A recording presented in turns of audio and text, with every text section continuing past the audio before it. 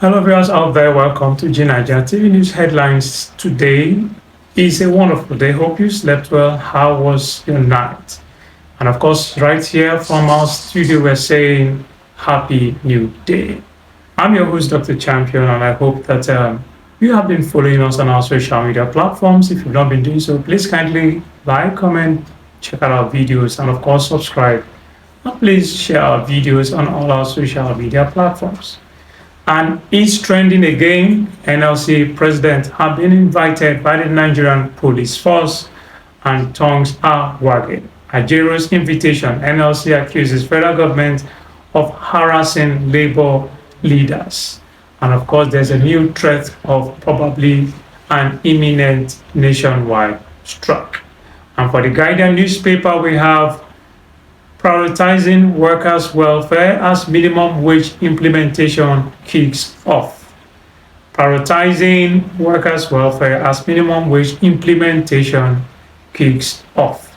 And away from the Guardian newspapers, we have the Daily Trust newspaper with the headline revealed: U.S. president still using 34-year-old plane, but Nigeria abandons 19-year-old airplane. Wow, I'm sure that got a lot of tongues wagging.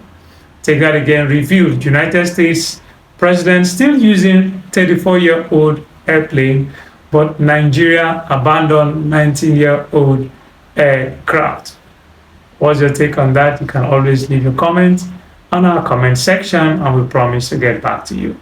And away from the Daily Trust newspaper, we have the Punch newspaper with a shocking headline: President Bola Tinubu sacks Hajj Commission chairman amid 90 billion naira probe. President Bola Tinubu sacks Hajj Commission chairman amid 90 billion naira probe.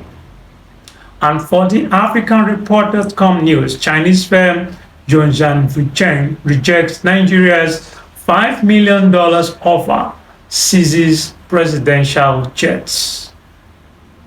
Chinese firm G9IJA rejects Nigeria's $5 million offer, rejects $5 million and rather seizes presidential jets. And for the Vanguard newspaper, how I'm winning anti-corruption war, President Bola Ahmed Tinubu. That statement is credited to him.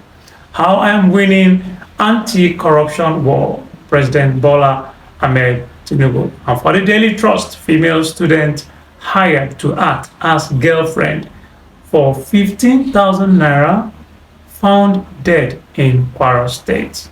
What is that one there? Take it again. Female student hired to act as girlfriend for 15,000 naira found dead in Kwara State. What is that one there? And troops intercept Boko Haram ISWAP logistics supply in Borno State. Troops intercept Boko Haram ISWAP logistics supply in Borno State. And for the Daily Trust, NNPC confirms payment but says it's not for fuel subsidy. NNPC confirms payment but says it is not for fuel subsidy. And for the Vanguard news, we have United States announces $27 million humanitarian support for Nigeria.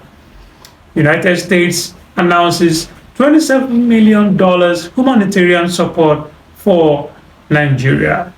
And with that, we'll go on a quick commercial break, and when we're back, we shall continue with the news. Please stay with us.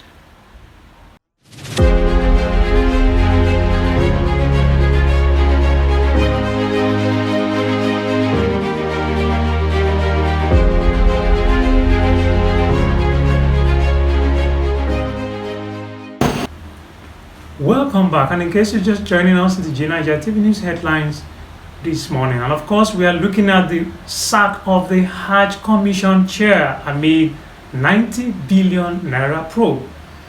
Got a lot of tongues wagging.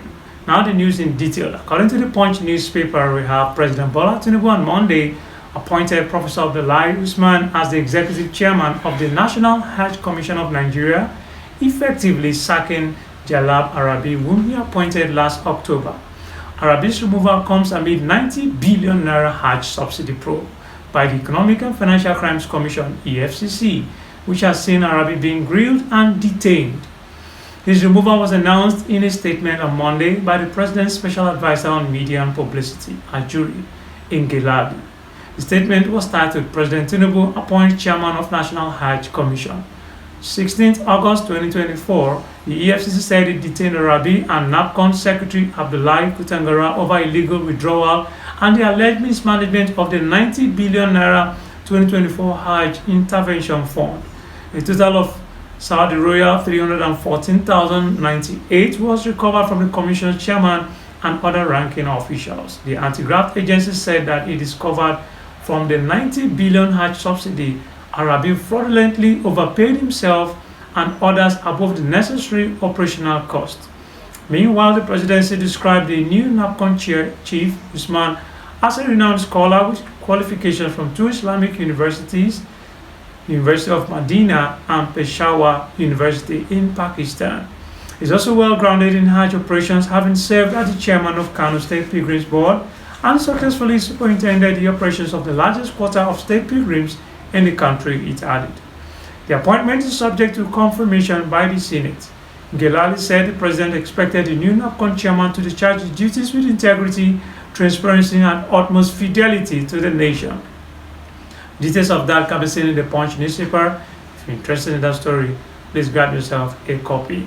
And yet another trending story hitting our decks. Chinese firm seizes presidential debt.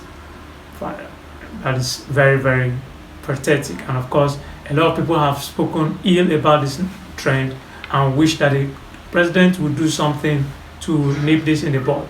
Let's not forget that they've been offered $5 million, which Chinese firm Zhongzhang Funcheng has rejected, and rather, according to the court in Paris, giving them the legal backing, seized presidential jet belonging to Nigeria. And as we wrap up, we take one more interesting but tragic story, which should be like a moral lesson to all of us, about the female student that was unfortunately killed. Female student hired to act as girlfriend for just 15,000 naira, found dead in Kwara State. A student of the Kwara State College of Health Technology, Mojisola Awesu, was found dead at a refuse dump in Aleniboro area of Ilorin, Kwara State capital. Awesu was reportedly contracted by her friend to act as a girlfriend for a private university student at a party for just 15,000 naira. The Kwara Police Public Relations Officer, DSP Town Ijiri disclosed this in a statement on Tuesday. According to the PPRO, a resident of the community had reported that a dead body was found by some laborers at a refuse dump in the area on 12th August 2024, which prompted police operatives to visit the scene and recover the body, which was identified as Awesu Mojisola. She added that on 13th August, a report of a missing person was made by one Miss Blessing, who claimed to be the deceased roommate. Ejire Adeyemi said, according to the report, Miss Mojisola received a phone call on 9th of August from Miss Timilein, who informed her about an event organized by students of Summit University and Al Hikma University in Ilorin. Miss Timilein introduced Mojisola to one Mr. Adebayo Happiness, a student of Summit University, who allegedly invited her to the night party under the pretense of having her act as his girlfriend for a fee of 15,000 naira. Upon her arrival in Ilorin, Ms. Mojisola informed her roommate that she felt uncomfortable in the hotel she was lodged by Adebayo Happiness and noted that there was no party at the said location. Shortly after this communication, her phone was switched off, and all subsequent efforts by Ms. Blessing to reach her were unsuccessful. The police spokesperson added that some suspects have been arrested in connection with the unfortunate incident and currently undergoing investigation. But a sad one there. I hope our young people can learn one or two things from the unfortunate incident that's happened to Mojisola Awesu.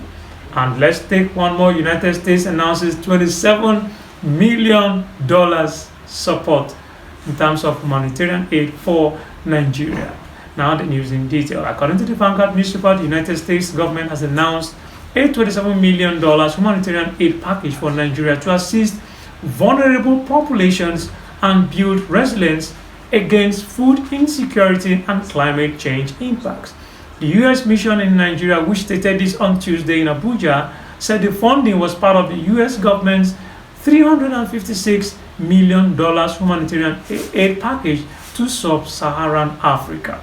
It was said that the comprehensive aid package was officially unveiled by G9IJA, U.S. Undersecretary of State for Civilian Security, Democracy, and Human Rights. The funding will be channeled to those in need through the State Department's Bureau of Population, Refugees, and Migration and USAID's Bureau of Humanitarian Assistance. It brings to the total U.S. humanitarian assistance to